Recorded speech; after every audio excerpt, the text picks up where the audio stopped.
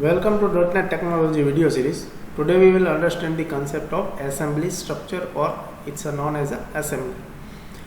Assembly is a collection of types and resources that are built to work together and form a logical unit of functionality. Assembly are the building block of .NET framework application. Assembly physically exists as DLL or exe. When you compile your source code, the exe or DLL are generated and it is actually an assembly. One assembly may contain more than one file because, as I told you, that it's a physically exists in DLL and exe form. So exe is nothing but one of the executable file. With the help of that you can install or set up your application in your system. So it's one of the collection of files and functionality. With the help of that you can perform any of your logical functionality or execute your functionality. Now next is assembly manifest. What is assembly manifest? Every assembly file contains information about itself. So this information is called as assembly manifest. One kind of it's simply known as a metadata, data about data. In this form it's known as a manifest because it's provide information of assembly itself. So assembly manifest is a data structure which store information about an assembly. Now we will discuss the types of assembly. There are basically three types in group or individually. It's a 6 type, in which first one is a static assembly and dynamic assembly. Then after single file assembly, multi-file assembly. Then private assembly, shared assembly. We will discuss it one by one. First we will understand what is static assembly and dynamic assembly. Static assembly are first stored on disk in portable executable file, then it run, and where dynamic assembly run directly from the memory and are not saved to disk before execution.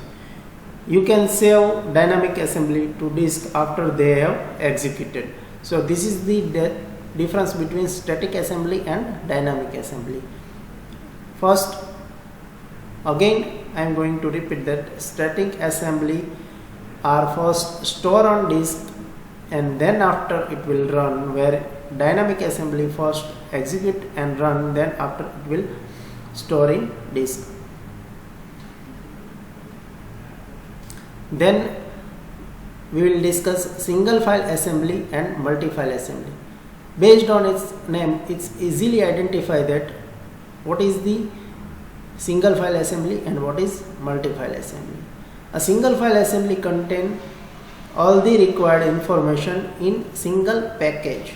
So based on that it's known as a single file assembly. And then after, a multi-file assembly is spread in multiple files. A multi-file assembly is generally used for large application with various type of resources, because if there is a large number of file and large number of application you have to execute, then it can be used and fulfilled with the help of multi-file assembly, because in a single file it can't be complete or store such kind of lots of information in single file assembly. So it's one of the difference between single file assembly and multi-file assembly. Then after, last one is a private assembly and shared assembly. In a private assembly is used only by a single application. A private assembly is stored in the application directory or subdirectory, so it can't be accessed globally or with the other people who does not have rights. So it's known as a private assembly. A shared assembly is normally used by more than one application, and a shared assembly is stored in the global assembly cache. Short form is get.